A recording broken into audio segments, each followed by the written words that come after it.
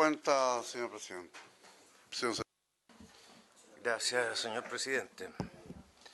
Corresponde mencionar e informar a la comisión sobre indicaciones a los proyectos de ley. En primer término, venció el plazo y se presentaron indicaciones al proyecto que figura en el número 3 de la tabla, el que modifica la ley 19.039 sobre propiedad industrial. Son 12 indicaciones, y están todas contenidas en el boletín de indicaciones y en el texto comparado correspondiente. Figuran en el tercer lugar de la tabla de esta sesión. Y en segundo término, también corresponde ser presente que el lunes venció el plazo que se había abierto, un nuevo plazo para presentar indicaciones al proyecto que modifica el sistema institucional del turismo, y no se presentó ninguna indicación. Así es. Ayer se solicitó nuevamente a la sala un nuevo plazo de indicaciones por 15 días más. Y finalmente corresponde hacer presente que Su Excelencia el Presidente de la República retiró e hizo presente nuevamente en el carácter de simple urgencia para el despacho del proyecto sobre turismo. Eso es todo.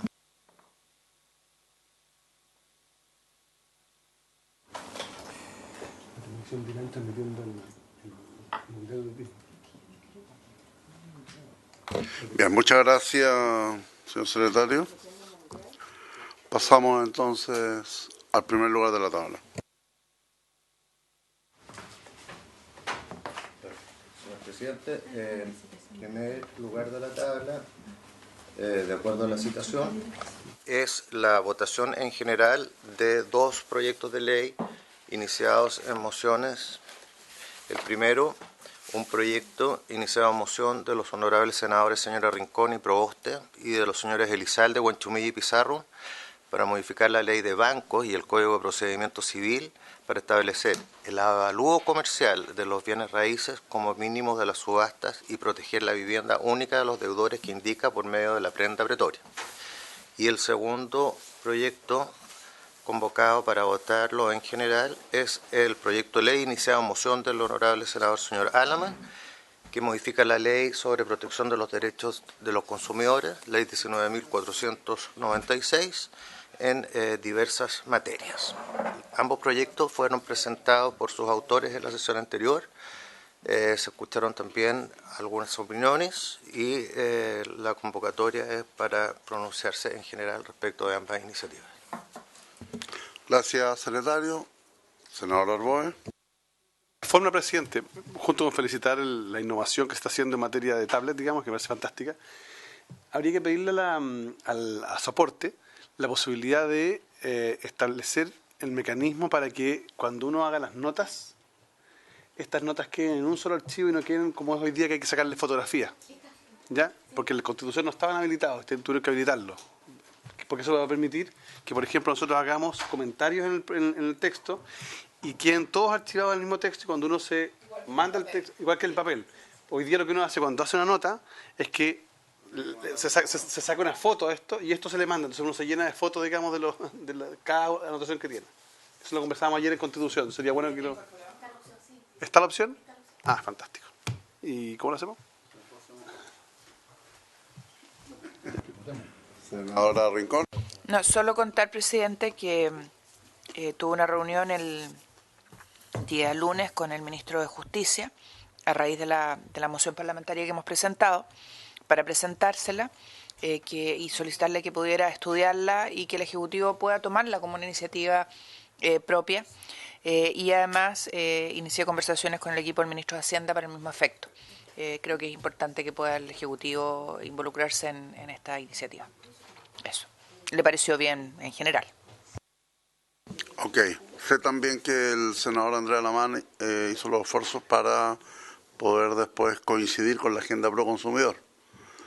Por lo tanto, de acuerdo a la decisión que tomamos en la Comisión de Economía de la semana anterior, y dado que escuchamos la presentación hecha por quienes han presentado esta moción parlamentaria y también los invitados, y hemos tomado la decisión de votar la idea de legislar para ir a la sala y después, obviamente, comenzar la votación en particular.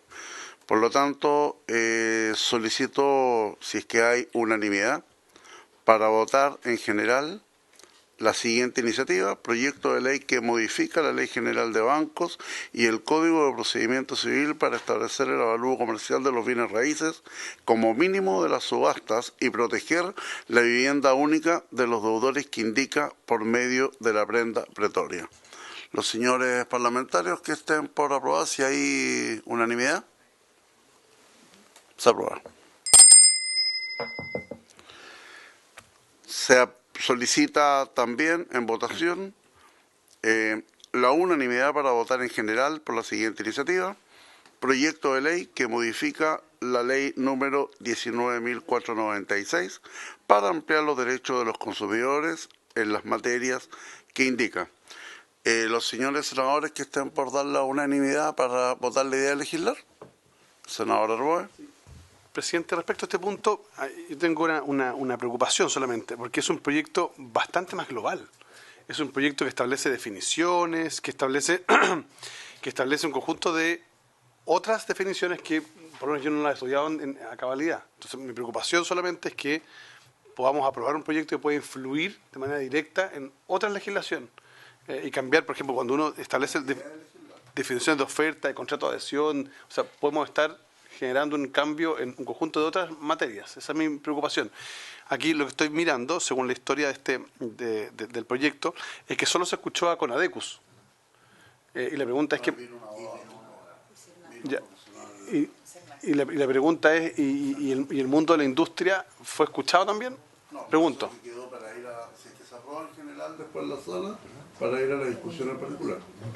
Ya, si lo importante es escuchar, porque si no... Obviamente que vamos a abrir Porque, todos los espacios. ya, eso es importante para consignarlo. Ya, ok, está bien. Presidente, en relación a lo que señalaba el senador Arboe, hubo un llamado de un representante de retail y dijeron que iban a enviar una solicitud formal, parece, pero no la recibieron. Pero, presidente, entiendo que la idea es, obviamente, aprobado en general. Abramos un espacio de audiencia donde podamos escuchar a todas las partes, para ambos proyectos, obviamente. Claro, perfecto. ¿Se solicita la unanimidad de los señores senadores? Sí. ¿Habrá llegado el...? Sí, llegó. Entonces, ¿qué pasó? Los asesores. El DIRNAC lo votaría muy bien, ¿no? Son dos indicaciones, pero es engañoso, no son fáciles las indicaciones.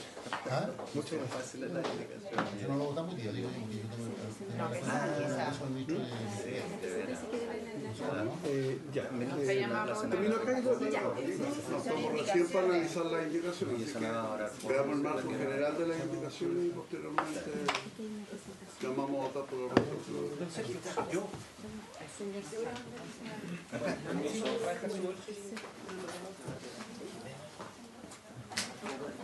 Sí, aquí.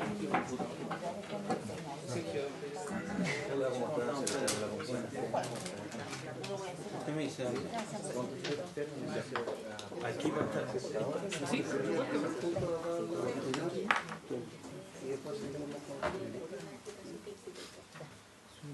Buena. Muy buena.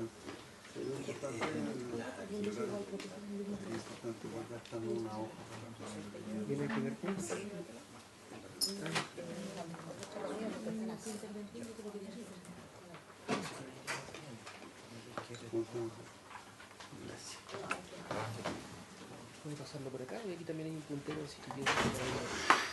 Bien, muy buenos días. Saludar al señor Sergio Gritti.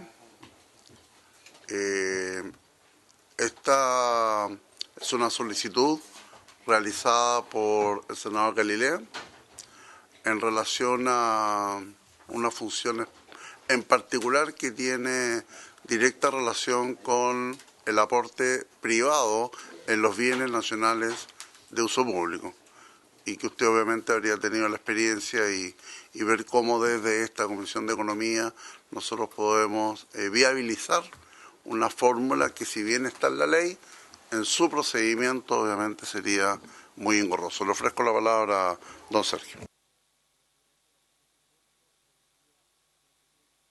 Ahora, señora senadora, agradezco la oportunidad de poder contarles mi experiencia con respecto al tema que me trae hoy día, que es la Ley de Financiamiento Urbano Compartido.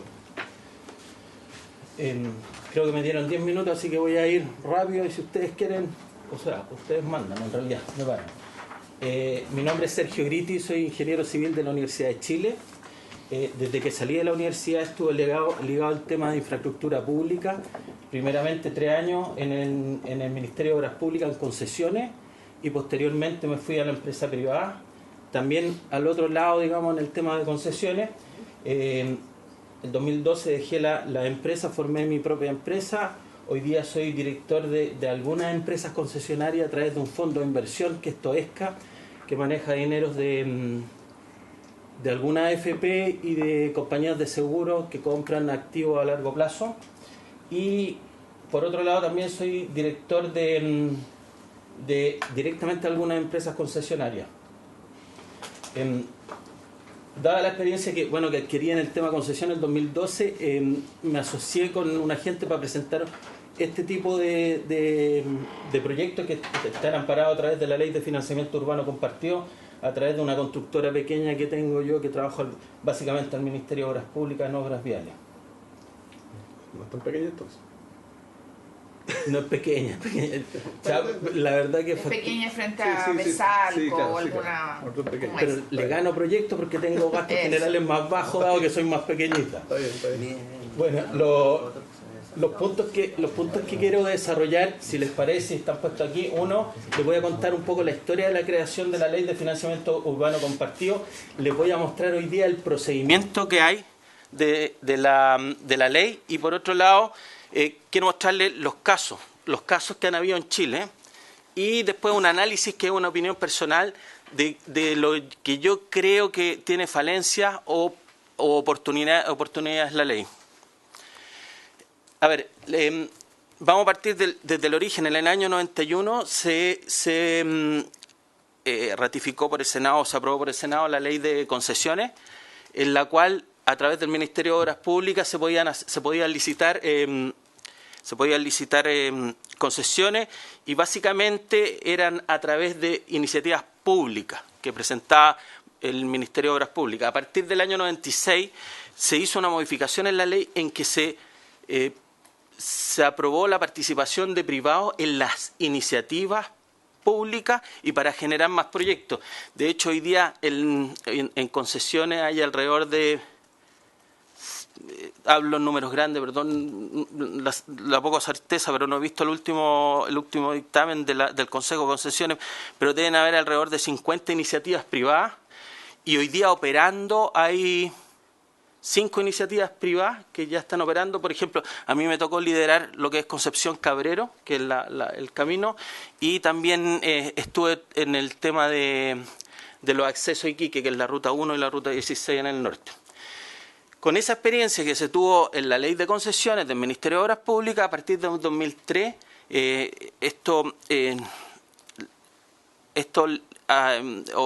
el Senado autoriza o aprueba la Ley de Financiamiento Urbano Compartido.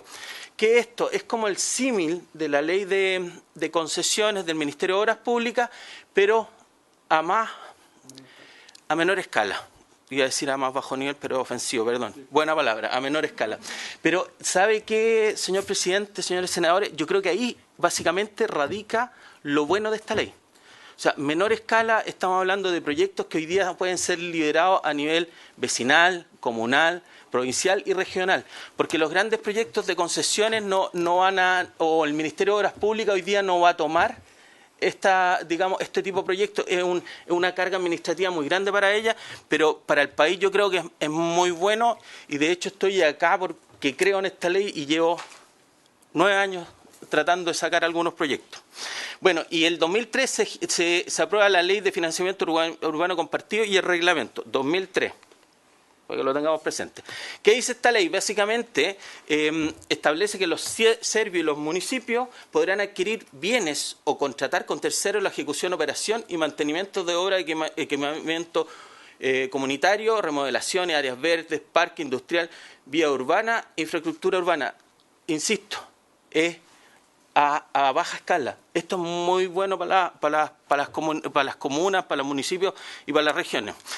Y a través de esta ley, después de todo un procedimiento, ¿qué se hace? Se firma un contrato de participación que es entre el ente público y el ente privado, en el cual se hace una prestación y una contraprestación. A diferencia, y estos son matices, a diferencia de la ley de concesiones, en las prestaciones que obtiene hoy día los servicios como en los municipios y los servicios, hay dos tipos de prestaciones. Una son de tipo entrega y venta de terreno, y la otra son de operación, o sea, construcción, operación y mantenimiento. Y lo que pasa, en este caso, las prestaciones que obtiene el municipio pueden ser, por ejemplo, contribución de un parque, vialidad, estacionamiento u otro tipo de prestaciones que puede entregar un privado. Por ejemplo, en el norte, pues lo vamos a ver, hay una casa, la reparación de de varias casas, 25 casas para el adulto mayor. Y la contraprestación que recibe el privado, como él invierte, él hace los proyectos, se le paga con terreno o con terrenos que no están bien utilizados por parte de las administraciones municipales, o por la operación y mantenimiento durante 25 o 30, 35, llega hasta 50, pero yo no he visto ninguno de 50, pero la ley tiene hasta 50. Estos son los tipos de proyectos. Y aquí yo creo que hay que ver la diferencia con la ley de concesiones. En los tipos 1, y esto es fuerte, o sea, para mí al menos súper fuerte, que la prestación puede ser la entrega en propiedad de bienes muebles o inmuebles, derechos o dinero. O sea, que la municipalidad o el servio puede entregar este tipo de prestaciones al privado, en base a que el privado también va a entregar la propiedad de bienes muebles o derechos o derechos. El tipo 2 es como el más conocido en el ambiente de la ley de concesiones del Ministerio de Obras Públicas, en la cual la prestación es la ejecución, operación y mantenimiento total o parcial de obras por un periodo determinado, y la contraprestación es que el privado puede explotar estos bienes. Lo otro importante y bueno, que se categoriza. Tiene 5 tipos de categorías de acuerdo a la inversión, y a partir de las 20.000 UF hacia arriba tiene que pasar por una aprobación del MIDESU. Eso es como hoy día es como que tiene que venir a Santiago al MIDESU para tener la aprobación. El día de mañana, y yo no sé si está en esta comisión, perdón la ignorancia, pero está la modificación a la nueva reglamentación sobre los gobiernos regionales, y en los gobiernos regionales se crea una comisión de infraestructura que el día de mañana yo creo que debería estar un poco más amparada a nivel regional. Pero siempre tiene que haber un ente técnico un poco más grande que las municipalidades, y se los voy a explicar después. Ya, la ley y sus procedimientos. Esta ley es súper clara, súper transparente, y establece que los procedimientos... bueno, yo soy ciego, voy a leer de aquí, pero primero lo que hay es por parte del privado o del público, hay la presentación de un proyecto. O sea, puede ser el mismo ente público que presenta el proyecto. Esto se le presenta a los municipios de los servicios, los cuales evalúan este proyecto. Una vez que lo evalúan, hay dos posibilidades: se aprueba como declaración de interés público, o se declara o no se declara interés público. Les doy un ejemplo. No sé, hoy día no sé si han alcanzado a leer la prensa, pero hoy día salió un proyecto en Pedro Aguirre Cerda de 40 millones de dólares, que no sé si está por la ley de concesiones, todavía no lo he averiguado, o por la ley de financiamiento urbano compartido. Independiente, está presentado por unos privados que han hecho estudios, han hecho algunos trabajos ya para llevar adelante este proyecto, pero independiente que se apruebe o no se apruebe, porque sale en la prensa que hubo un lío ahí en el Consejo Municipal, pero independiente que se apruebe o no se apruebe, estamos generando proyectos, que yo creo que es lo importante. Y si los proyectos son buenos, yo creo que la gente los aprueba, digamos, se ponen de acuerdo. Y en mi caso, hoy día, después de 9 años, en la Municipalidad de Ñuñoa, me aprobaron un proyecto de financiamiento urbano compartido. 9 años, eso es para tenerlo un poco presente. Ya, una vez que se aprueba, los municipios especifican al participante, al proponente, le dice: mira, usted me tiene que hacer toda esta cantidad de estudios. Una vez realizados los estudios, que duran alrededor de, puede ir entre 6 meses y 12 meses, ahí ve si se aprueba o se rechaza el proyecto nuevamente. Una vez aprobado el proyecto, lo que hace la municipalidad es, permiso,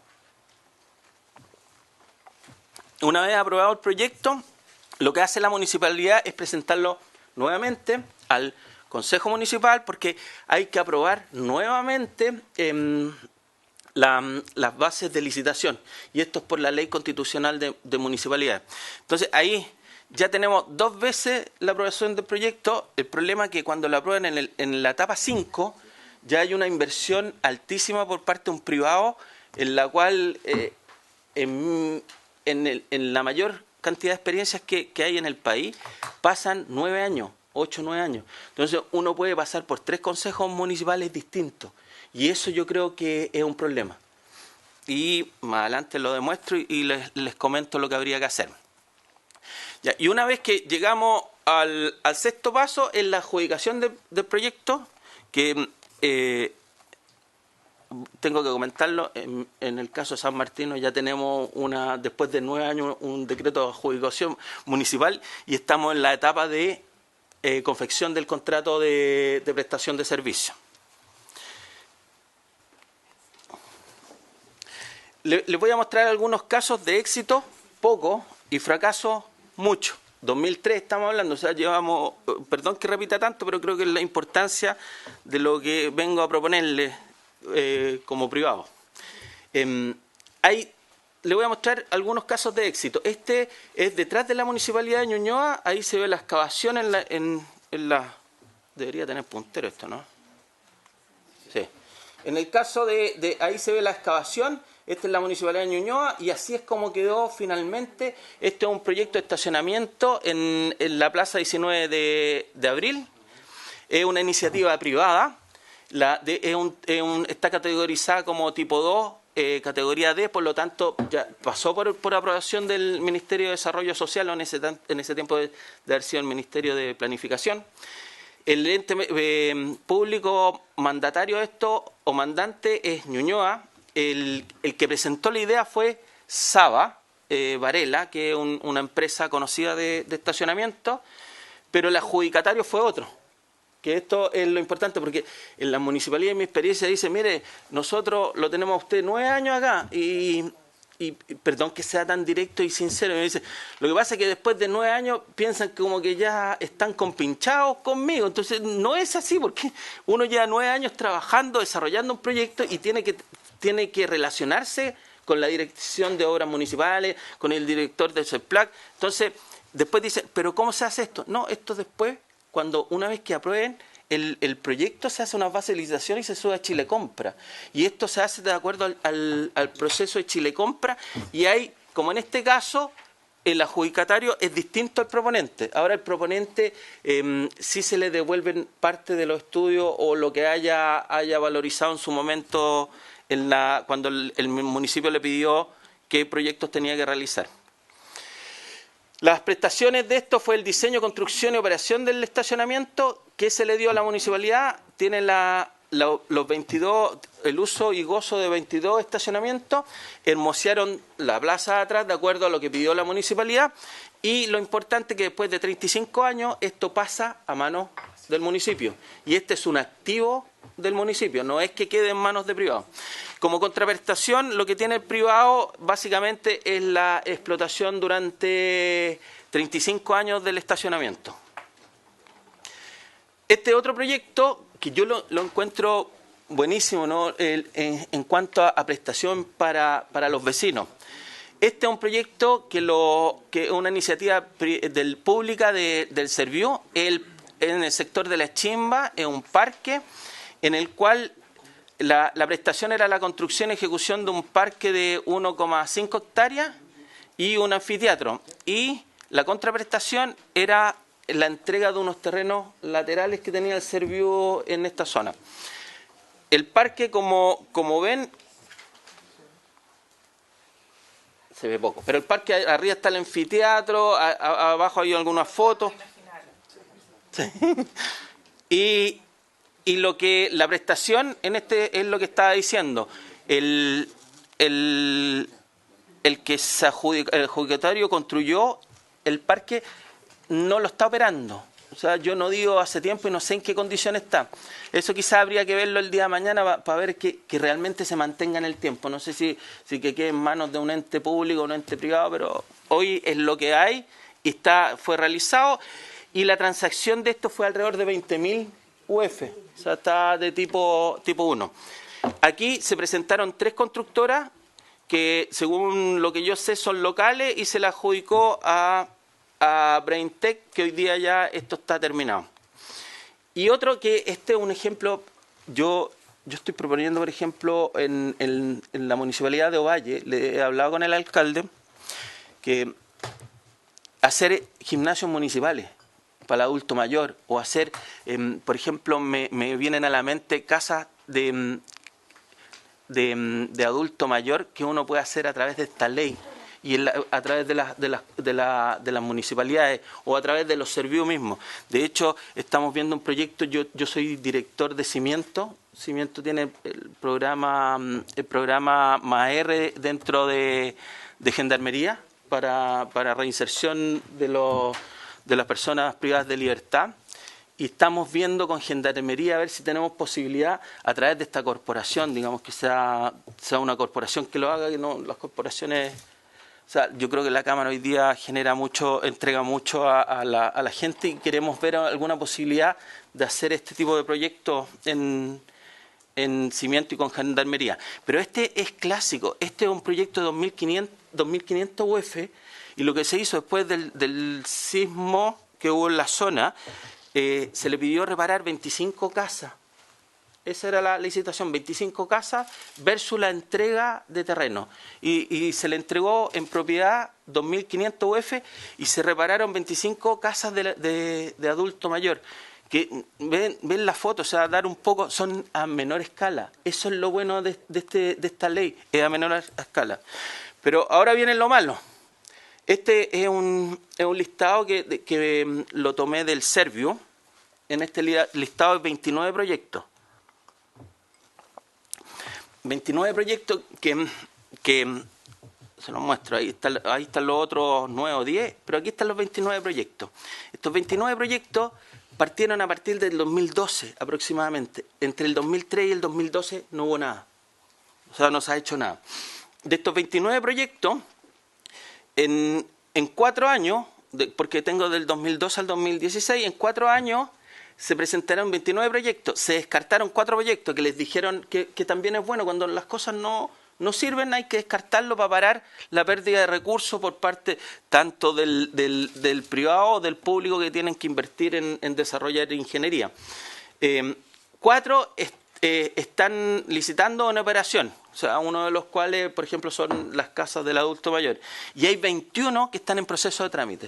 O sea, que estamos hablando del 2012 hasta hoy día, llevamos alrededor de 7 años de proyectos en trámite. Y no son proyectos caros. O sea, hay algunos que son 300.000, 200.000 UF, pero hay proyectos que son de 2.000, 15.000 UF. O sea, no es malo. Y yo me encanta el ejemplo, porque yo he tratado de promocionar en distintas regiones la ley de financiamiento urbano compartido a través del Servio y de la Cámara Chilena de la Construcción que están trabajando este tema. Y cuando voy a exponer la ley y se me acercan grandes proyectos que me dicen, no, yo quiero hacer la estación de ferrocarriles. Le digo, mira, ya hay que hacer esto y esto, les doy un poco la experiencia, pero se acerca la señora que dice, mira, yo tengo un kiosquito en la plaza. Entonces tú te dan ganas de decirle, mira, señora, el kiosquito en la plaza, mira, haga un FUC, presente que va a hacer una mejora en los jardines de la plaza, que lo vamos a mantener durante 20 años y que usted va a agrandar su kiosquito y lo va a transformar en una cafetería y eso lo mantiene por 25 años sin pagar arriendo. Entonces, eso yo creo que impulsa bastante la inversión a nivel local. Y ojo, yo he dado vuelta y me gusta incentivar esto. O sea, yo creo que son proyectos para hermosear la ciudad y para mejorar, que haya menos delincuencia, porque también se ponen cámaras. O sea, ayuda en todo. Todo esto es bueno. Y en base a lo que les mostré, que son estos 29 proyectos en 2003-2019, son 16 años, Yo, ¿qué les puedo manifestar? Y es un poco el análisis de las oportunidades y mostrarles las cosas malas que tiene esta ley o que no hemos sabido capitalizar. Por ejemplo, bueno, lo que les mostré, se pueden desarrollos de proyectos a nivel local sin tener el ente público sin tener que desembolsar dinero o invertir el ente público, porque esto se hace siempre a través de privados. La iniciativa puede ser pública o privada, pero el desarrollo siempre se licita a través de Chile Compra o del procedimiento establecido por la municipalidad. Por lo tanto, genera que este sistema es súper transparente. Está bien delineado los procesos, es visto por mucha gente, o sea, todos los entes involucrados tienen que manifestarse.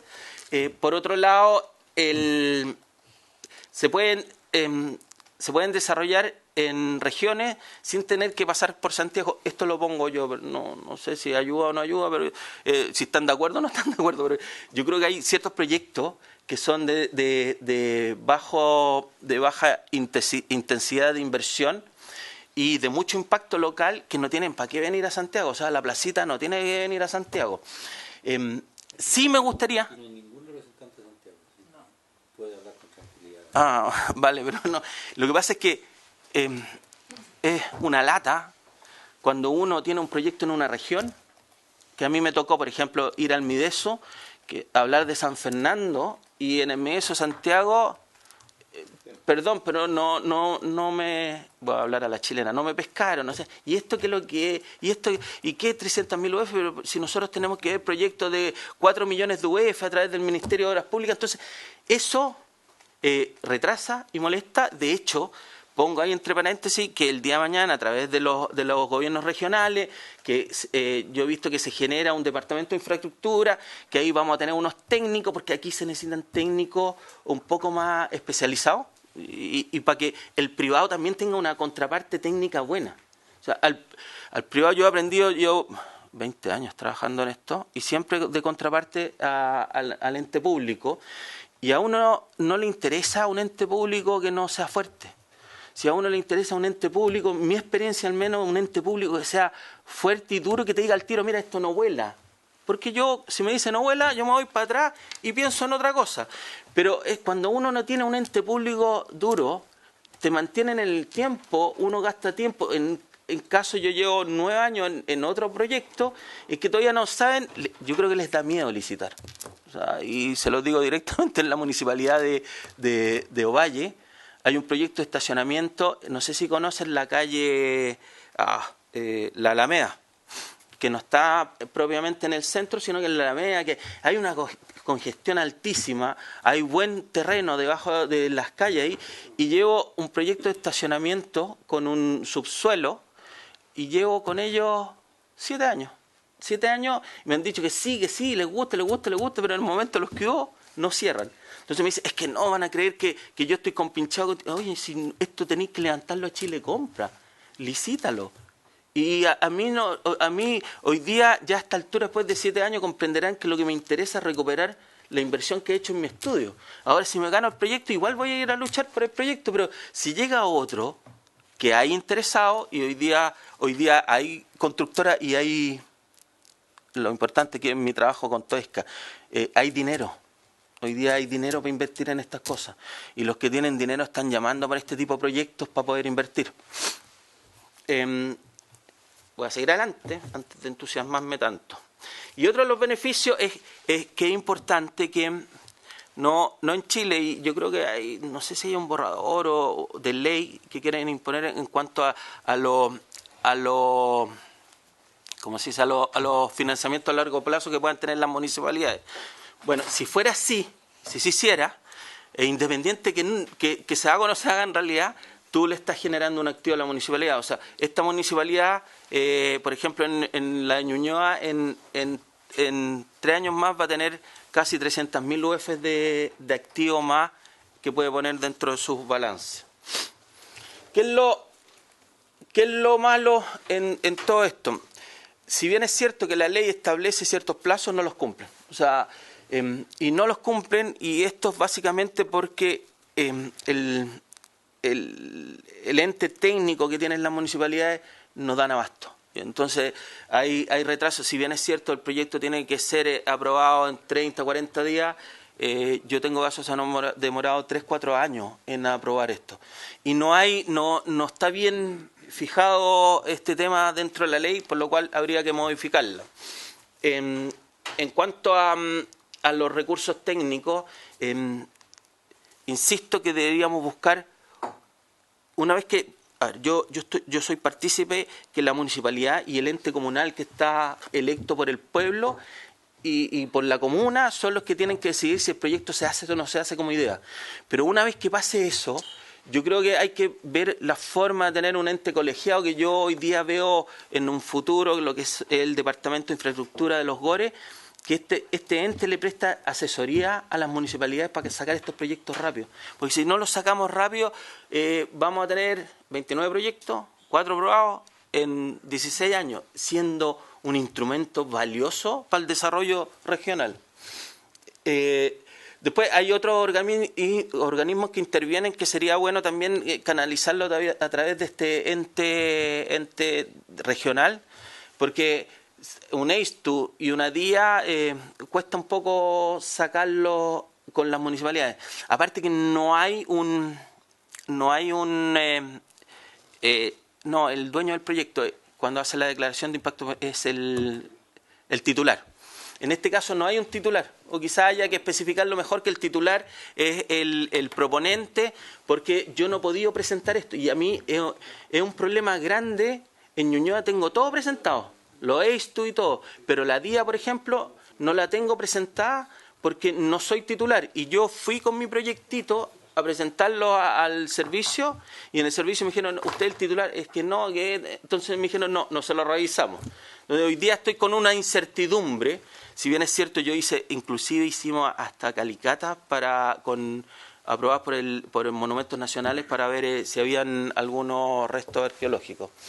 Pero ahí falta fuerza, falta músculo, que yo creo que habría que implementar, insisto, a través de los gobiernos regionales o lo que ustedes consideren pertinente, pero no a través de Santiago. O sea, es una vuelta muy grande y hay poco interés. Y proyectitos que son a escala chiquitita, entonces habría que reforzarlo. Y una vez invertido, esta es otra cosa que yo llevo adelante. A mí he presentado hasta el momento 3 proyectos. Esta es mi experiencia, pero he escuchado a otros que tienen la misma experiencia, en los cuales yo me presento, y la municipalidad, cuando hago la presentación, me la declaran de interés público, me dicen, ya, quiero todos estos proyectos. Y viene el director de obra que quiere los planos firmados, con el revisor de cálculo, con el revisor de arquitectura, y el gastadero de plata es enorme. Y yo al final no tengo certeza, yo he metido más de 40.000 UF en estos proyectos, entre ingeniería, proyectos, en los 3 proyectos. Y en todo ese tiempo no tengo la certeza que me van a devolver el dinero hasta que firme el decreto de adjudicación de Ñuñoa. Ya tengo alguna parte amarrada, pero en lo otro, si cambian de consejo, que es muy probable porque han pasado 7 años, llega otro consejo, me dice, ¿sabes que no nos gustó tu proyecto? Me lo tiran abajo y tengo que entrar en instancias legales, lo cual no es bueno. Que tampoco la ley no las tiene amarradas, la devolución de los proyectos. Entonces, si tuviéramos mayor certeza los privados, podríamos invertir quizás más en iniciativas.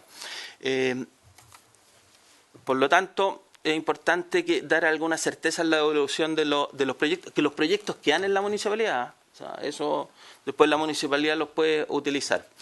Y por último, mira, a mí me gusta mucho el tema de concesiones, me gusta mucho la infraestructura pública. Es feo que lo diga, pero me gusta. No es feo, es como pretencioso, pero me gusta mucho mi país. No, es que me gusta mucho, pero que quiero que salga adelante. Entonces, y quiero que salga adelante. Los grandes proyectos ya se terminaron, o sea, la ley de concesión hoy día ya viene en temas del MOP, ya vienen temas de relicitaciones, son grandes empresas que no están dispuestas a ver esto, y esto es lo que necesita la gente, o sea, gimnasios municipales, mejores prestaciones para la gente. Se puede pensar en casas de acogida para la gente que sale de los recintos penitenciarios, porque hoy día esos fondos, según mi humilde entender, están. Lo que pasa es que están mal canalizados. Entonces, yo insisto, esta ley es buenísima. Lo que pasa es que tiene mucha incerteza en cuanto al procedimiento para llevarlo a buen término, por un lado, y por otro lado, habría que estudiar un poco más la certeza para tener financiamiento el día de mañana, que ese tema no lo he tratado porque no tengo la experiencia todavía. El primero que estoy licitando, estoy buscando los bancos. Ayer tuve 2 reuniones con los bancos por lo de Ñuñoa y lo ven bien. Porque aquí no es como una inmobiliaria que la inmobiliaria va contra el préstamo pidiendo y le pide el banco el terreno. Aquí el banco se tiene que creer los ingresos futuros que tenga. Entonces es importantísimo y ojalá podamos hacer algo con esta ley. Yo en lo que pueda, si ustedes quieren hacer algo, yo estoy disponible 100% en el tiempo que me queda. Es más, perdón que lo diga, yo soy asesor del PNUD en Centroamérica, y hoy en día en Guatemala trabajo para la Municipalidad de Guatemala. Allá hicimos una concesión, eso sí, de teleférico que me tocó participar, hacer las bases y hacer el dictamen técnico, y hoy día estamos viendo en Guatemala, yo digo, chapinizar la ley de financiamiento urbano compartido de Chile para llevarla allá. Le encanta. Bueno, allá las municipalidades son un poco más, tienen más cuerpo. En Centroamérica son como, manejan más presupuesto que Sudamérica. Entonces, ¿por qué no hacerlo nosotros en nuestro país, teniendo una ley, modifiquémosla para que sea más fuerte y creemos certeza jurídica y podamos desarrollar proyectos a niveles comunales, digo yo? Gracias, señor presidente. Muchas gracias, don Sergio. Se ofrece la palabra. Senador Galileo. Gracias, presidente. Bueno, le quiero agradecer a Sergio la presentación. Lo había invitado yo hace algún tiempo a que hiciera esto e intentáramos dar el paso, porque efectivamente, desde un punto de vista meramente conceptual, sin entrar en los detalles de la ley de financiamiento urbano compartido lo que provoca o lo que debiera provocar es que haya, no sé, 1.000, 5.000, 10.000 personas pensando en proyectos buenos que se pueden hacer en cada uno de los municipios de este país, desde cosas tan sencillas como decía Sergio del kiosco que, oiga, yo le mantengo esta plaza municipalidad si usted me deja poner una cafetería bonita, qué sé yo. Desde ahí para arriba, miles y miles y miles de proyectos que no se le van a ocurrir jamás, bueno, o muy difícilmente se le ocurra a un funcionario municipal, a un funcionario del gobierno regional, a un funcionario del ministerio. Entonces, ya hay suficientes años de práctica para ver la cantidad de fracasos. No es razonable, ni ninguna ley va a funcionar en la medida de que hayan que pasar 8, 7, 10 años con 3, 4 consejos municipales que le pueden cambiar las reglas del juego, las opiniones, eso no va a funcionar nunca. O solo va a funcionar con gente obsesiva como Sergio, que busca y busca y busca y busca desesperadamente que esto resulte. Pero al final del día, esta cantidad de iniciativas para todos los años del 2003 en adelante es poquísimo, debiendo ser realmente una fuente de generación de proyectos, de actividad, de mejora urbana para las ciudades importantísima. Ahora, creo que ya lo habíamos conversado con la senadora Rincón. Cualquier modificación de esta, como se refiere básicamente a atribuciones, tiene que tener iniciativa del Ejecutivo. Yo lo he conversado con el ministro de Vivienda, que es como el natural destinatario, y también con el ministro de Economía, porque al final del día, y la verdad es que los dos ven con total y absoluto entusiasmo esto, y a los dos les interesa llegar a patrocinar. Entonces, después nos ponemos de acuerdo de si nosotros presentamos y ellos se suman, para respetar el orden de los factores.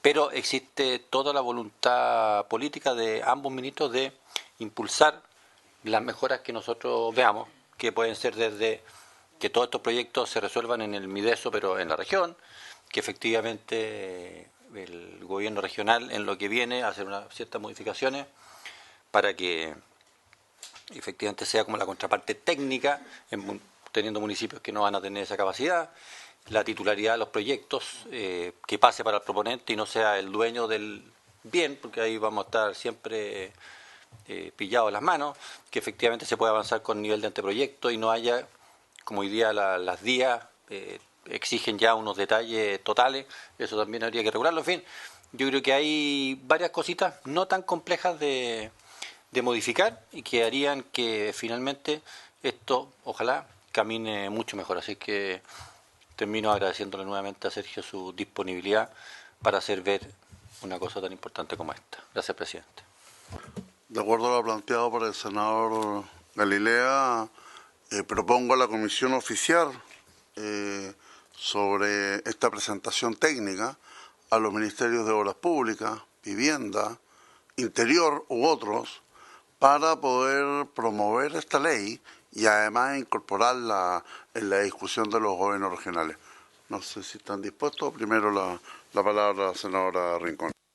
Me preocupa, presidente, que oficiemos a los ministerios antes de tener la moción presentada. Quizás habría que presentar la moción y luego oficiar a los ministerios a efecto de ahí pedir la opinión, con obviamente la presentación que se ha hecho hoy día en esta comisión.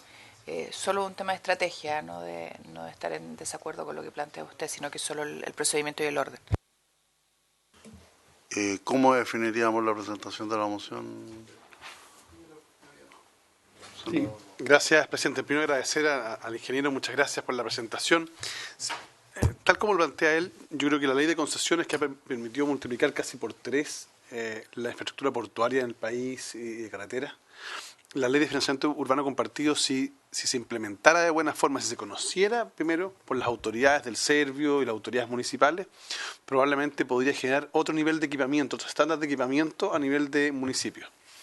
La experiencia desde el 2003 ha sido bastante pobre en general, por primero falta de conocimiento de las autoridades respecto a la existencia de esta ley y este mecanismo. Segundo, por una especie como de desconfianza por el hecho de que sea un privado el que realice la iniciativa.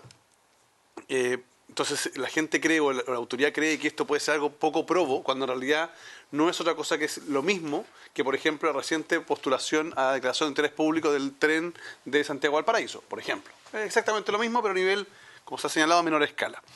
Y en tercero, yo diría uno de los puntos que ha generado un impacto, no un impacto, o el menor impacto que se había esperado, es que esta ley carece de garantías.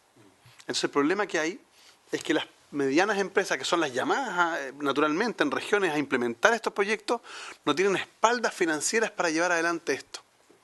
Porque la ley de concesiones lo que establece es que garantiza un flujo. Y al garantizar el flujo, está garantizando los ingresos futuros. Y por tanto, la evaluación económica es, no digo más fácil, pero tiene algún grado más de garantía. Aquí no lo tiene. Entonces, ahí hay un punto que uno debiera considerar en una moción parlamentaria. Un segundo elemento que evidentemente es importante es la posibilidad de que estas declaraciones, la tramitación ambiental, tal como decía Sergio, ¿no?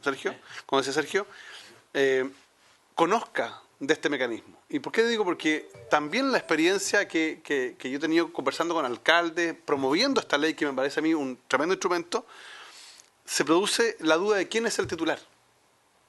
No cabe duda quién es el proponente. El proponente es un privado que hace esta propuesta al alcalde. Pero ante la autoridad ambiental no es considerado titular porque técnicamente no es el dueño del terreno. Entonces dice, a ver, perdón, pero usted es un proponente, pero usted no garantiza que usted vaya a ser el adjudicatario, porque como el sistema lo que hace es que solo permite que el proponente, valga la redundancia, proponga el proyecto, pero después la autoridad no le garantiza que lo vaya a ejecutar, porque tiene que licitarlo. No es reconocido por la autoridad ambiental como alguien habilitado para poder pedir los estudios. Entonces, creo que la moción también debiera considerar ese aspecto. Así que yo por lo menos creo que podríamos hacer una moción más bien genérica, porque todo esto dice relación con facultades de diversas autoridades. Habría que buscar una fórmula jurídica para hacer moción que sea admisible, y luego de eso plantearle a la autoridad la necesidad de impulsarlo. Yo echo de menos, por ejemplo, y me leí las 44 medidas que son de la agenda de proinversión del ministro de Economía, nada dice esto. No dice nada al respecto de esto, y eso es un problema. Yo echaba de menos justamente que la ley de financiamiento urbano compartido fuera el motor de desarrollo, que es el que va directamente a nuestras comunas, directamente. Chillán, Los Ángeles, ese es el Maule, ese es el nivel de comunas que debiera hacerse. Ejemplos en Las Condes. En Las Condes se utilizó la ley de financiamiento urbano compartido. La diferencia es que Las Condes tiene espaldas suficientes propias, digamos, para poder llevar adelante esto. Pero en comunas como Ñuñoa, que salió el tema de los estacionamientos, pero hay muchas otras en las cuales se ha intentado hacer y lamentablemente por estos pequeños problemas no prospera. Así que yo creo que es una súper buena iniciativa. Felicito al ingeniero y a la idea del senador Galilea de haber tenido esta presentación y disponible para poder ayudar en la redacción de la moción. Senador Rincón. Yo creo que lo que plantea el senador Arboe va en la línea de lo que debiéramos, presidente, hacer. Yo hice el punto de la estrategia o el procedimiento y no me metí en el tema. Felicito obviamente al ingeniero y al senador que estaba con esta idea hace ya un buen rato. Creo que lo que nos presentan hoy día es algo que todos hemos visto en el territorio y se ve más y con más fuerza en las regiones. Entonces, insisto, veamos cuál es el mejor procedimiento para que esto prospere, porque creo que hay consenso en esta necesidad. Lo vimos en los proyectos que presentaba el Ejecutivo de Reactivación cuando nos traía las modificaciones en materia local y la verdad es que nos decía para dónde van. A todos nos pasaba que eran o muy mínimas o no apuntando al sentido correcto, con el tema de los DOM, por ejemplo. Y los mismos DOM se quejaban de que se pensaba en 40 comunas y no en las 326, 25, 45 del país. Entonces, la reflexión es acertada desde el punto de vista de que esto va a la vena y nos va a permitir dar un impulso, pero no nos equivoquemos en la estrategia, porque si no va a quedar ahí durmiendo esperando la respuesta, y creo que podemos hacer las dos cosas, lo que usted propone, pero como paso siguiente a presentar la moción. Sí, como lo estableció el senador Arboe, también podemos derivarlo a la agenda de reimpulso económico que quiere sacar adelante el Ministerio de Economía como un aporte nuestro. Yo creo que después la comisión evalúa la mejor forma de actuar.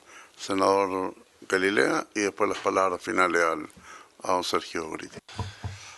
Yo para ir avanzando, presidente, sugeriría que nuestros respectivos asesores aprovechen la buena voluntad del señor ingeniero y trabajemos un proyecto de ley que sea presentado efectivamente por todos nosotros, ingresarlo y ahí dar el puntapié inicial, ahí ya tomar contacto directo con el Ministerio de Vivienda, y que deberá ser como el titular propiamente tal, seguido del Ministerio de Economía para meterlo dentro de la agenda de reimpulso y todo esto.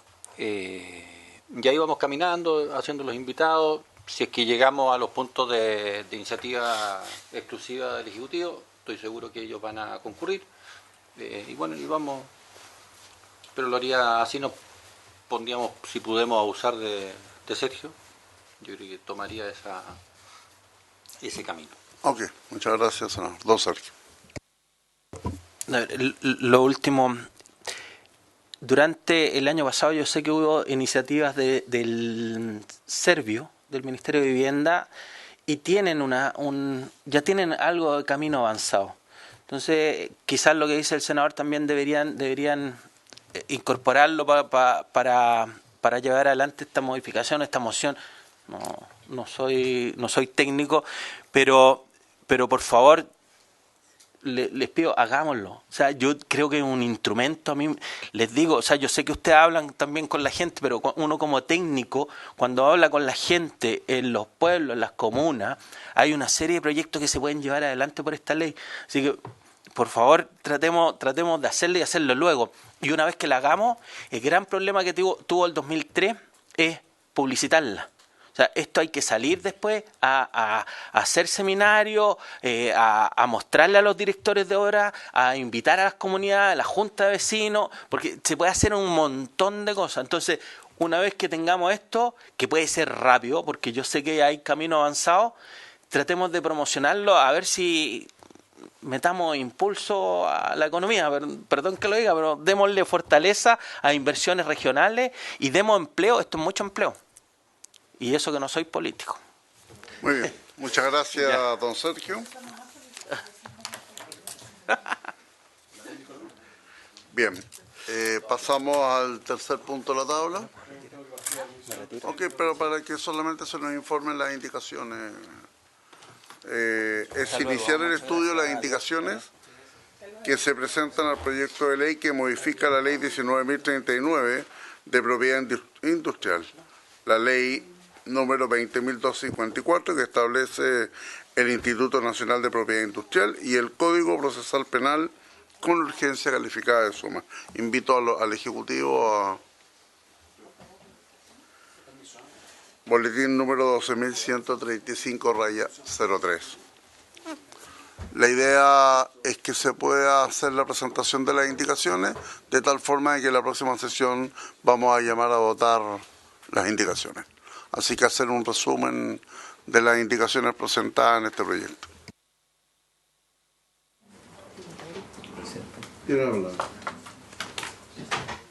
Muchas gracias, señor presidente. La verdad que, recibía las indicaciones, la verdad son indicaciones que yo diría que no son muy numerosas, porque este proyecto, tal como señalábamos anteriormente, es un proyecto que ha sido ampliamente difundido y en general bastante consensuado.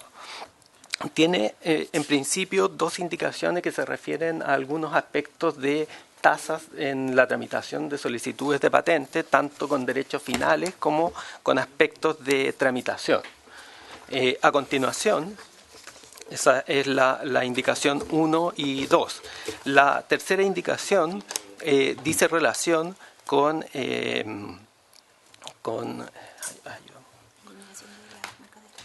la eliminación de las marcas de establecimientos comerciales. Esta es un tipo de marca que la verdad que es bastante específica en nuestro país y que viene en desuso. Prácticamente Chile es el único país que mantiene este tipo de tipos de marca y en la Comisión de Economía de la Cámara fueron eliminadas y efectivamente aquí hubo un error porque quedaron en un artículo alguna mención y se coordina el texto. La indicación cuarta se refiere a lo que se denomina la excepción volar o excepción regulatoria, que tiene que ver con permitir en algunos casos a productos patentados que puedan ser utilizados con el efecto de poder obtener autorizaciones ya sea de registro sanitario o de seguridad. En este caso se refiere, por ejemplo, específicamente a algunos medicamentos que cuando tienen patentes, el producto genérico pueda utilizar ese producto patentado al efecto de obtener la autorización en el Instituto de Salud Pública. Acá, esta indicación lo que propone es extender esta excepción a los derechos de patente para los productos agroquímicos. Estoy avanzando muy rápido, por favor, si es que tienen consultas, dudas. La indicación quinta, que se refiere a la acción de nulidad, la imprescriptibilidad, la acción de nulidad para las patentes, para aquellas obtenidas por mala fe. Esta indicación, la verdad que tiene relación con una excepción, porque la norma general, como ustedes deben saber, es que efectivamente por certeza jurídica tiene que existir la prescripción de las normas y en el artículo 27 actual de la ley existe la posibilidad de la imprescriptibilidad de las nulidades para las marcas. ¿En qué página comparado estamos? Sí, porque no logro encontrar Página la indicación. 53. ¿La 53? En la página 51 está la indicación... Quinta. ¿Estamos en la indicación quinta? Quinta. En la página Cinco. 48 está la indicación quinta. De la torre. De la torre, sí. Estamos en la Sí, las indicación del indicaciones senador son de la Latorre. Sí. torre y el senador. Las cinco, son dos indicaciones.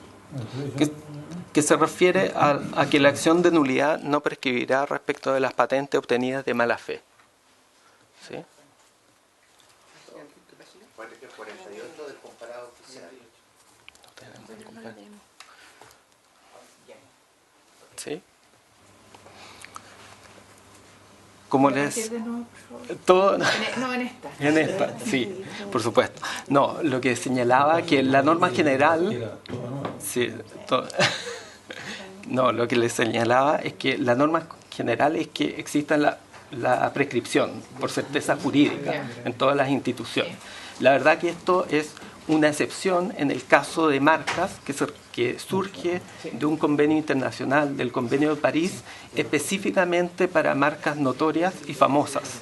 Y esto es porque en el caso de marcas pudiese existir la posibilidad de que alguien que no sea el legítimo titular de la marca pudiese registrar esta solicitud.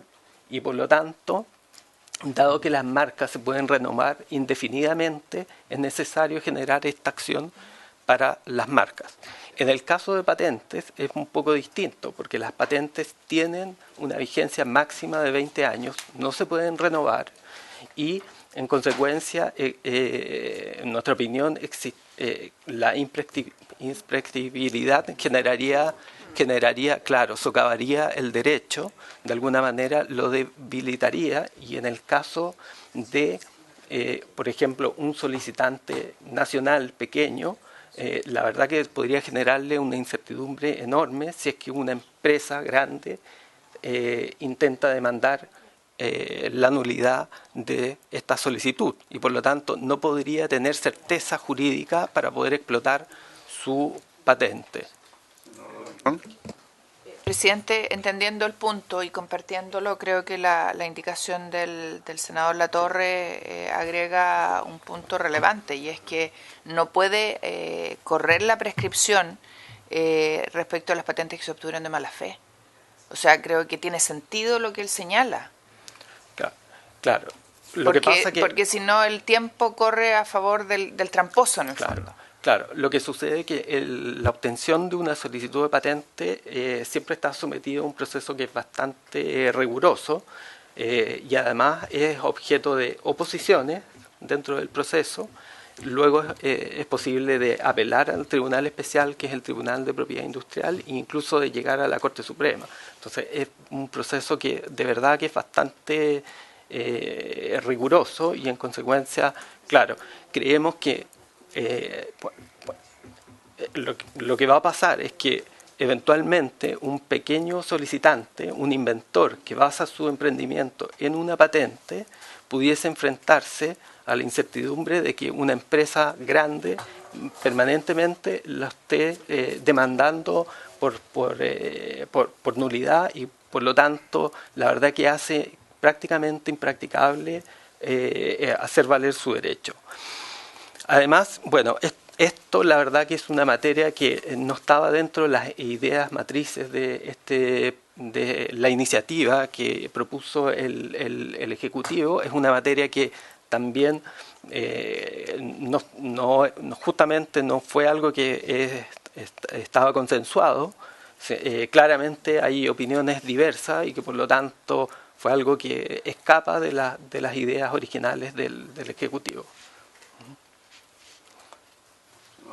No comparto la mirada del Ejecutivo, presidente. Yo creo que está dentro de la ley, tiene que ver con algo que da certeza, y obviamente la mala fe tendrá que probarla quien la alega, pero no puede ser que se obtenga una patente con malas prácticas y que eso esté sujeto a prescripción. O sea, yo creo que está dentro absolutamente del proyecto, de las ideas matrices, y no es una objeción para no considerarla. Yo al menos estoy en contra.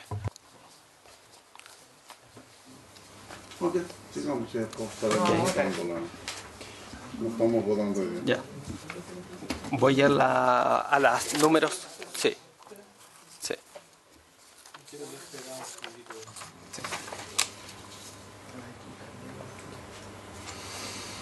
Presidente, ¿Sí? El artículo 50, perdón, de la ley habla de las declaraciones de nulidad, ¿no es cierto? Y le establece un plazo de 5 años. Sí. ¿Por qué se eliminó la letra A de ese artículo 50, que es cuando quien haya obtenido la patente no es el inventor ni sucesionario?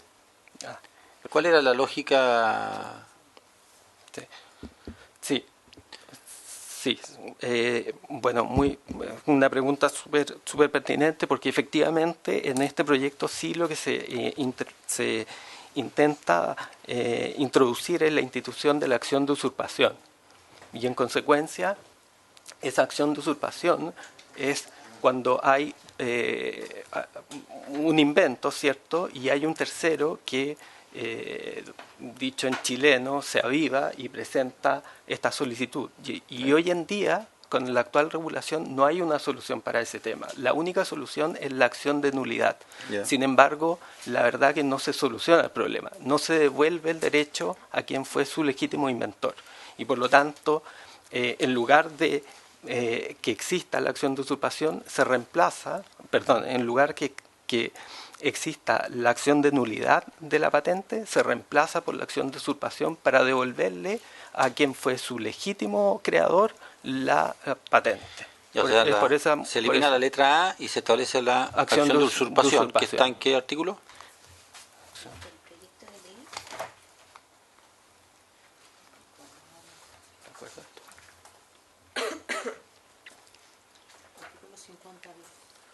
El 50 bis. En los casos de que nadie obtenido patente no tuviera derecho a solicitar la transferencia al registro de declaración de perjuicio. Esta acción prescribirá en el plazo de 5 años contados de la fecha del registro de... ¿Es el 50 bis o no? En el artículo primero, 28 y 29 del proyecto de ley. Sí. Que es el 50 bis. Sí. Ya, y que también da un plazo de 5 años para ejercer esa acción. Exactamente.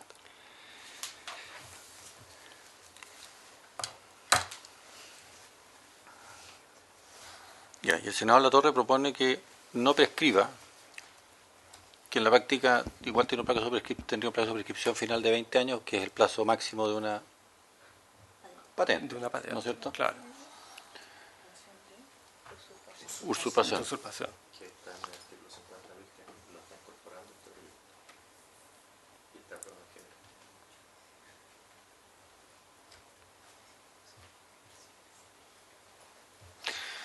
Ya, pero ¿cuál es?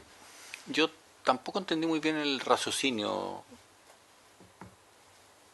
Porque uno podría, extrememos decir, mientras esté vigente la patente, alguien podrá intentar una nulidad cuando haya mala fe en la adquisición, ya sea por el artículo 50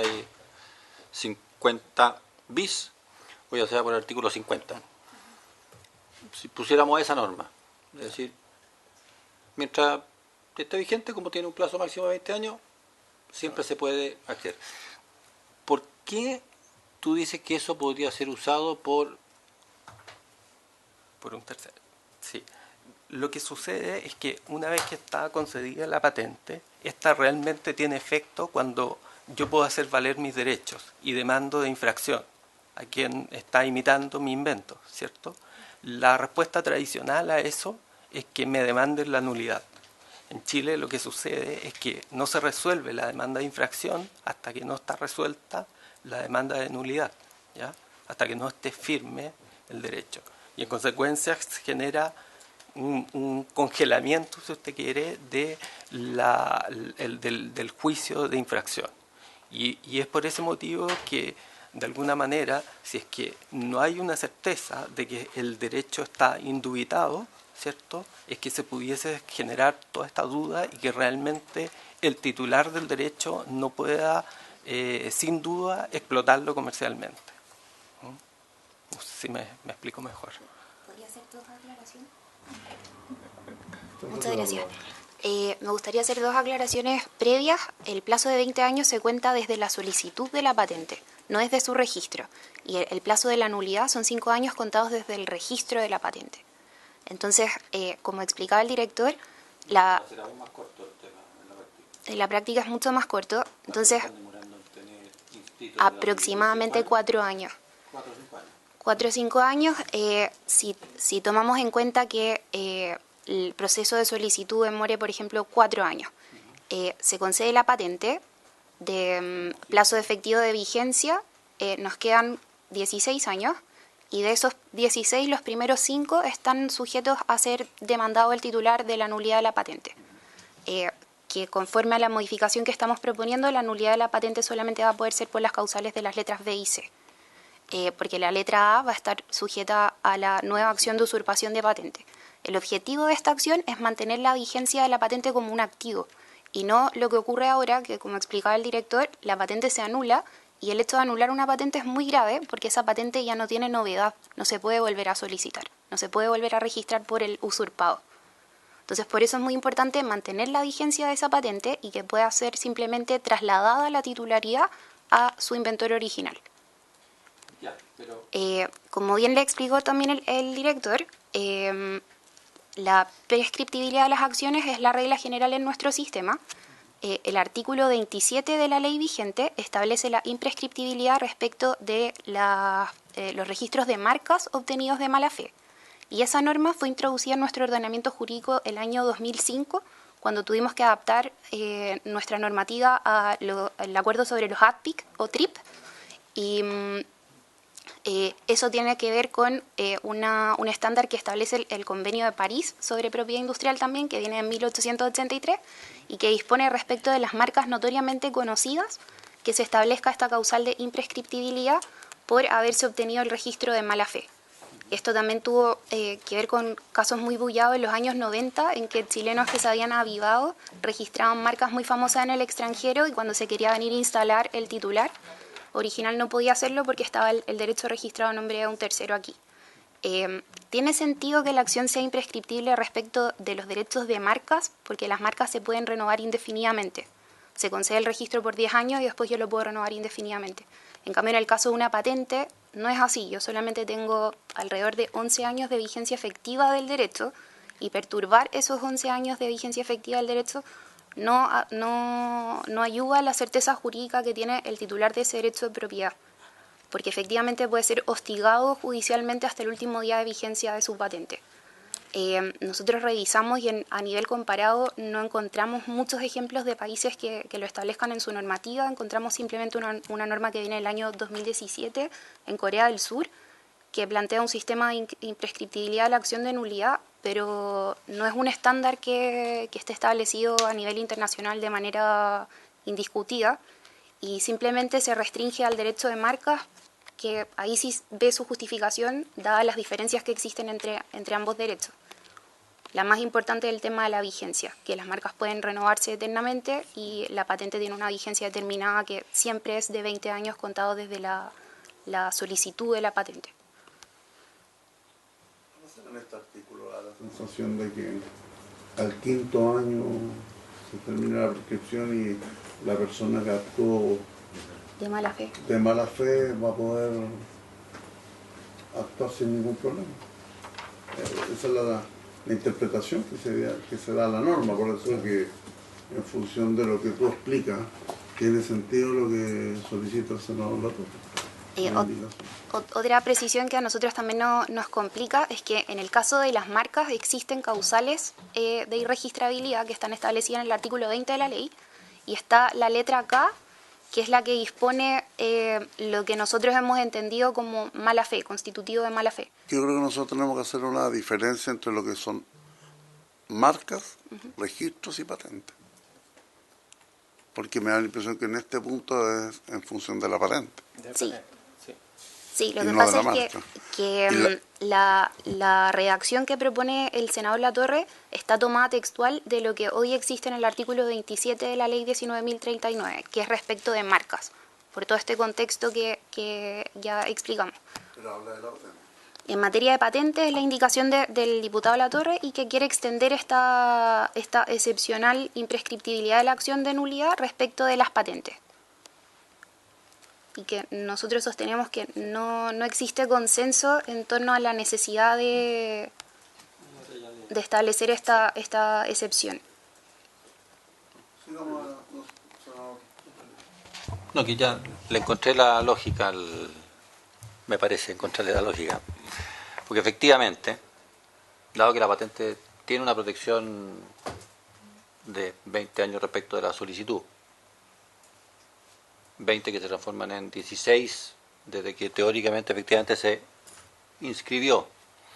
Hay 5 años más para que alguien me discuta si yo actué de buena o mala fe. Bueno, me van quedando solo 11 de total certeza de poder aprovechar mi invento. Efectivamente, tal como dicen los del instituto, si es que lo dejáramos imprescriptible, se abriría la puerta efectivamente para la mala fe del otro lado, de tener al inventor sujeto a acciones, finalmente se vencieron los 20 años y me bloquearon y nunca pude actuar. Entonces, dado el sistema de patente en que existen todas las opciones para oponerse, ver si efectivamente cumple con las características de innovación, etcétera, etcétera, creo encontrar razonable la propuesta. ¿Qué se entiende por el que no tuviera derecho? Porque el 50 bis, estoy siguiendo la lógica del raciocinio del senador Galilea, me voy al 50 bis después de escucharlos a ustedes y dice, en los casos en que quien haya obtenido la patente no tuviera derecho. Que no haya sido el legítimo inventor. El inventor o su... Lo que no significa que no lo haya obtenido de mala fe. Es que si dejamos cerrado ese círculo uno podría entender el raciocinio de ustedes y lo que acaba de explicar el senador Galilea, pero no queda comprendido si ustedes me dicen que solo el que no tiene derecho es el que no es inventor. No, en ese caso es para que proceda la acción de usurpación, que mantiene la vigencia de la patente que técnicamente fue bien otorgada. Pero para la acción de nulidad, que tiene una prescripción de 5 años contados desde el registro también, persisten las dos otras causales que están en la ley vigente. La primera es cuando el registro se ha concedido contraviniendo las normas sobre patentabilidad y sus requisitos, de acuerdo con lo dispuesto en esta ley. Y la segunda es cuando la concesión se ha basado en informes periciales errados o manifiestamente deficientes. Pero no sé si queda comprendido el engaño, o sea, mi duda tiene que ver con eso, porque si efectivamente salvamos el punto y está dentro de los 5 años, todas esas hipótesis, que no sé si están efectivamente comprendidas, y eso podríamos buscarlo en la redacción de la norma. No sé si me explico, presidente. Esa es mi duda. Sí. Señor presidente, ¿puedo? Sí.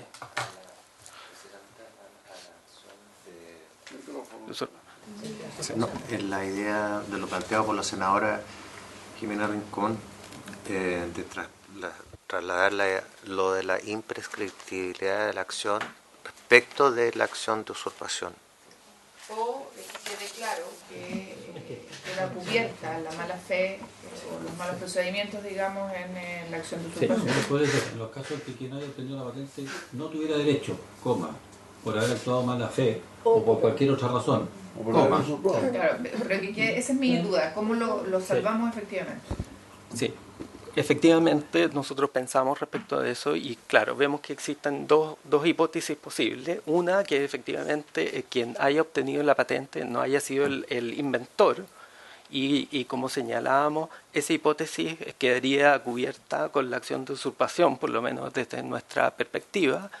Y la otra hipótesis es quien efectivamente no entregó todos los antecedentes al instituto y que en consecuencia estaría cubierta con las hipótesis siguientes de la acción de nulidad, que tiene que ver, tal como señalaba María José anteriormente, con informes periciales errados o manifiestamente deficientes, en donde no se tuvieron en consideración todos los antecedentes para determinar que la solicitud cumplía los requisitos de patentabilidad. No nos demos vuelta en el tema, porque eso tiene que ver con algo técnico, con procedimientos. No es el punto, eso no me preocupa. A mí me preocupa el que estamos dejando fuera una hipótesis que plantea el senador Latorre, que no está debidamente resguardada, y lo que sugiere el senador Galilea podría hacerse cargo de aquello, en tanto la redacción del 50 bis la comprendiera expresamente. Porque lo que ustedes señalan respecto del 50 no lo hace. Ese es mi punto. Y se entendería la indicación del senador Latorre subsumida en esa... Sigamos adelante y lo traen modificado para aprobarlo en la próxima. Todo un procedimiento. Que tienen que enseñar, hizo un curso rápido. Hizo un curso rápido. Sigamos adelante. Sigamos, ya. Bueno, luego vienen las 5 minutos.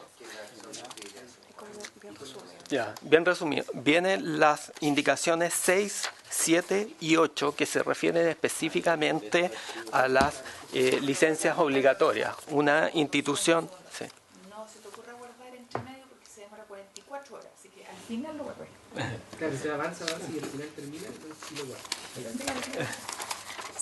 No, le señalaba que las indicaciones 6, 7 y 8 se refieren específicamente a lo que se denomina las licencias obligatorias, que son instituciones súper excepcionales que nuevamente esto no tenía que ver con este proyecto de ley, no son materias que están consensuadas, la verdad que son materias más bien muy discutidas y que además es una materia que se está viendo hoy en día en la ley de fármacos 2. Específicamente allí se está recogiendo una mejora respecto de las licencias obligatorias. Acá se introducen o se están proponiendo 3 circunstancias específicas.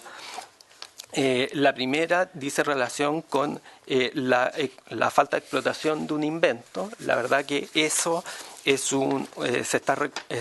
vimos que está recogido de la ley española. Sin embargo, vemos que el contexto que tiene la ley española, la verdad, es completamente diferente y que por lo tanto le faltaría un contexto para que sea completamente coherente. Respecto de la indicación 7, que dice relación con nuevamente requisitos o la posibilidad de obtener una licencia obligatoria cuando... Ayúdame, José, con la memoria, por favor. Sí, cuando... ayúdame, José. Fecha provisional, por favor. Ayúdame, José, por favor. Las 7. Sí, ayúdame.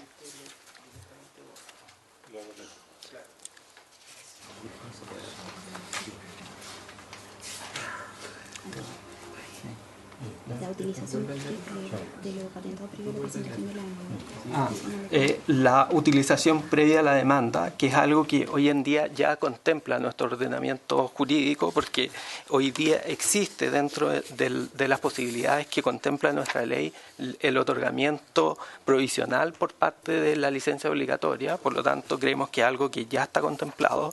Además, este tipo de usos completamente excepcionales está regulado en los tratados internacionales, en los artículos 30 y 31 de los TRIPS, en donde se señala que esta explotación no tiene que ir, o este tipo de usos de productos patentados no tiene que dañar indebidamente la explotación comercial del legítimo titular, y en el artículo 31 se establecen ciertos estándares que deben cumplir cada una de este tipo de excepciones.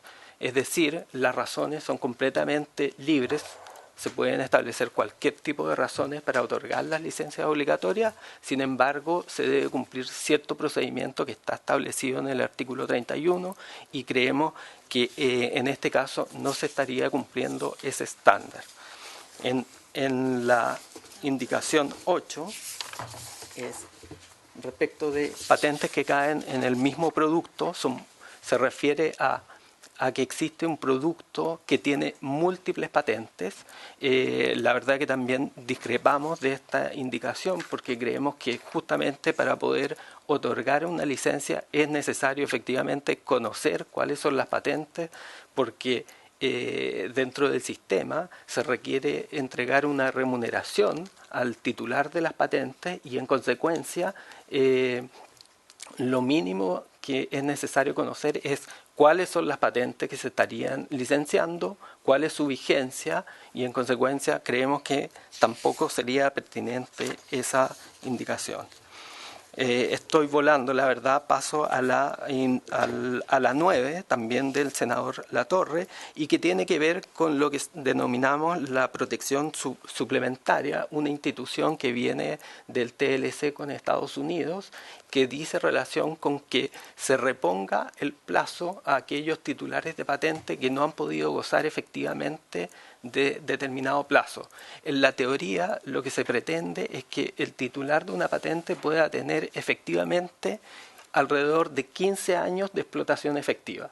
Sin embargo, dada la demora en la tramitación en la oficina de patentes o bien por la obtención del permiso sanitario para los productos farmacéuticos, es necesario o se dispuso de que se pudiera compensar por estas demoras, ¿ya? El senador Latorre lo que hace es proponer distintas hipótesis en las cuales algunas acciones no sean consideradas demoras injustificadas. Sin embargo, la letra A y B hoy en día jurisprudencialmente ya son consideradas como ya no son consideradas como demoras injustificadas por el tribunal que tiene que analizar esto, que es el Tribunal de Propiedad Industrial. La letra C justamente se refiere a informes y diligencias de organismos de agencias y esas se mantienen exactamente igual, ¿cierto? Y la D, exactamente. La D, las acciones u omisiones o suspensiones o prórroga, esas nuevamente tampoco son consideradas por el Tribunal de Propiedad Industrial, por lo tanto tampoco creemos que sea pertinente considerarla. Y los hechos de fuerza mayor justamente creemos que, bueno, no solamente es una expresión extremadamente amplia, sino que también lo que se busca es compensar son demoras injustificadas, y si hay un hecho de fuerza mayor, bueno, eso es algo justificado y que en consecuencia creemos que no tendría relación con la naturaleza del texto, ¿no? Respecto de la indicación 10, esto tiene que ver con secretos comerciales, en donde se introduce la letra I después de la letra B, que tenga un valor comercial por ser secreta, y para nosotros es muy importante que se entienda que esos requisitos son copulativos y de hecho ese es el estándar TRIPS. Creemos que en alguno de las transcripciones se perdió la letra I y que reponerla es correcto efectivamente porque efectivamente vuelve al estándar TRIPS. Y finalmente la indicación 12, que se refiere a indicaciones geográficas y denominaciones de origen. Ustedes saben este tipo de derecho que tiene con productos de arraigo local, es muy importante. Lo que hace es, esta indicación es reponer un segundo párrafo, porque acá la indicación geográfica se otorga cuando existan ciertas condiciones que impactan en el producto. Y ahora, actualmente, lo que se trata es que en el artículo 100 hay dos hipótesis. En el primero tiene que ver con la cancelación de una indicación geográfica cuando efectivamente han cambiado las condiciones, y el segundo con la modificación de un registro, también porque eventualmente puede haber un cambio en las zonas geográficas, por ejemplo, de la producción de un producto, dado, por ejemplo, el cambio climático hoy en día es necesario hacer este cambio en esta indicación geográfica. Y creemos que es correcto también. Gracias, don Esteban. Entonces la próxima semana se llama... Sí. Señor Galera.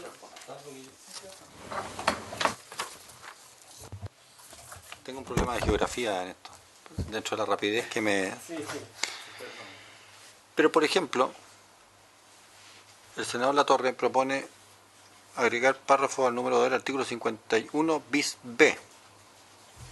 Hay que ponerme el anteojo. 51 bis B. Pero el proyecto de ley no trae ninguna modificación al artículo 51 bis B. Eso es efectivo. Lo que pasa es Entonces, No, pero que está actuando sobre una... Bueno. No. La indicación se refiere directamente a artículos del de la ley vigente, de la ley vigente, y claro. no del proyecto de ley. Sí, Y esto es un asunto que nosotros justamente no estamos modificando por la vía de este proyecto de ley corta y que, como señaló el director, se está discutiendo la modificación a esta institución de las licencias no voluntarias o licencias obligatorias en el contexto de la ley de fármacos 2. Ya, pero efectivamente no estaba mal. Ya. Se mete fuera del... ¿Ah? Ya. Porque yo buscaba... Ya. La mía es una consulta de cómo seguimos para los efectos de la votación. Entiendo que usted quiere que partamos la próxima sesión. Sí, votando las indicaciones. Ya, y podríamos comunicarle al senador Latorre que se van a empezar a votar las indicaciones, porque yo creo que necesitamos explicación en algunos casos de lo que quiso decir, porque no me da para interpretarlo a mí. Sí. ¿Por qué? Porque los proyectos que aprobamos la idea de legislar ahora hay que moverlos en la sala y estamos a la espera del Ejecutivo de otros proyectos. Pero cuando se apruebe en la sala. ¿Qué cosa? No. Estaba pensando en los otros proyectos que se van a meter, Estamos. Yo preferiría terminar con todo la próxima sesión INAPI. ¿Ya?